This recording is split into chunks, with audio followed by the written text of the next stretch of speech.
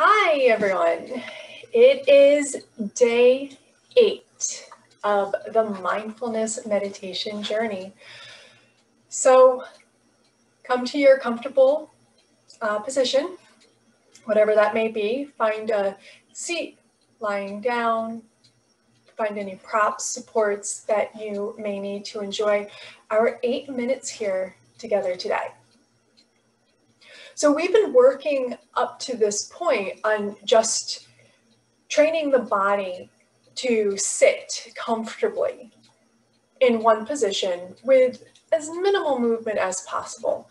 Obviously working out the little bit of kinks or organic movement that the body wants to take while it settles, but that's what we've been doing. So as we move into week 2, I thought we'd move on to something different. We're going to add on. So I was watching the next episode of Loki. For my fans out there who are not into the Marvel Universe, don't worry about it. I'm not going to get too far into this. And for my friends who are, there are no spoiler alerts. There was just one scene in the episode that really caught my attention. And Loki looks over at these other people and says, I need us to slow down because I need to catch my breath. The interesting thing about the breath is it happens automatically. We don't need to think about it. It happens whether we choose to do it or not. Thankfully, because could you imagine having to think about breathing on top of everything else? But why that statement, and I'm sure you've said it before, is so important is because it at that point became something that went into the conscious. He was now like, I can't breathe. I need to stop and catch my breath. What's also interesting about that is the body is completely designed to handle a whole array of situations. And in those situations, for the various systems within our bodies to operate at different levels depending on the need at that time.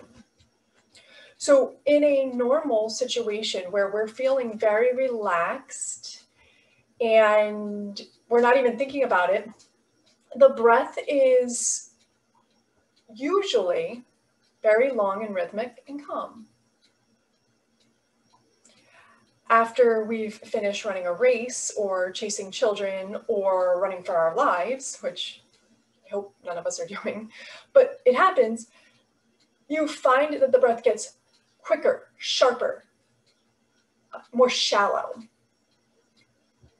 And then when you calm down, when you come out of that very stress-inducing situation, the breath wants to come back into what they call allostasis, which is this balance through change.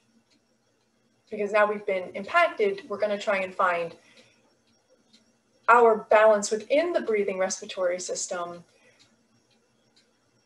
but just completely dependent on where we are at that, where we are within that threat level. So if any of you have ever been to any sort of Eastern philosophy, whether it's meditation or yoga, you've probably been asked at some point during the class to notice your breath. And maybe even me just mentioning that, and that's Lily, noticing that breath, Lil, you may already notice that your breath is changing. That you have come to unconsciously become conditioned to, when I say notice your breath, change your breath. But that's not what I'm asking you here today. I'm asking you to really notice your breath, where your breath is as you've come to this practice today. And that takes a few minutes to do because we've got to unpackage the desire to want to change it because I've asked you to pay attention to it. It's sort of like if I told you to imagine a pink elephant. Oh, you can't not think about a pink elephant right now. So same with your breath. So when we give ourselves minutes instead of seconds to observe the breath that we have in this moment, it starts to inform us as to what is happening in the background. So since we only have 8 minutes here today, I have to leave you guys to do this at any point you want throughout the day, the observation of your breath. But I will tell you the various sort of like clues that the breath can give you. So as you're moving through the day, you can remember this.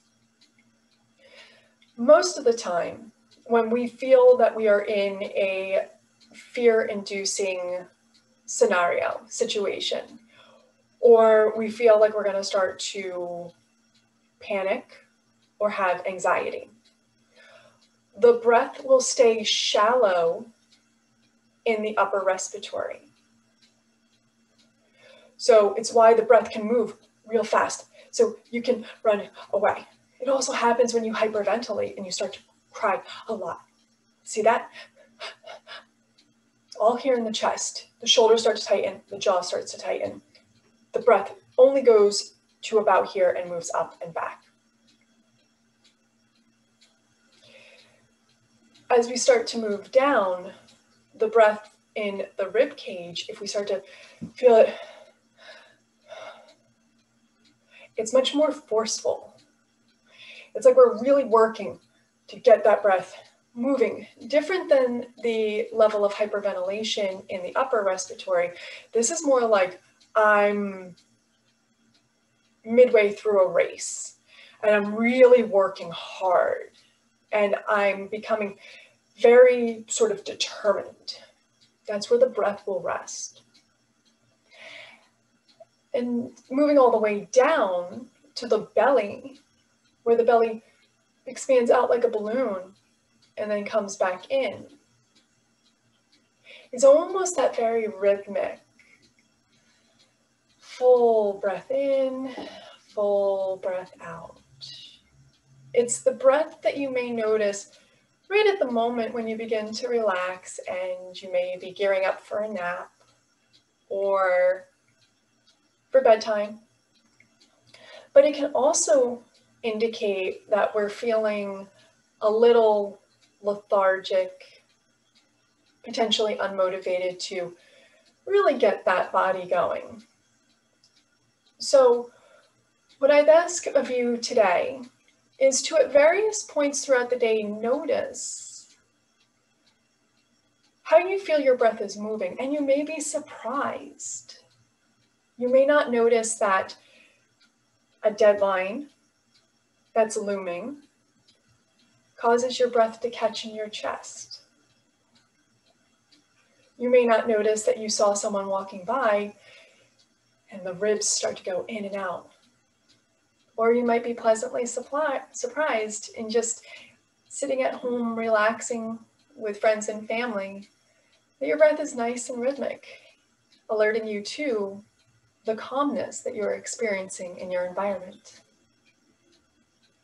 And with that, day 8 is done. Great work, everyone. Thanks for continuing to be part of this journey with me. And I look forward to seeing you all again tomorrow for day 9, 9 minutes of mindfulness meditation. Have a great day.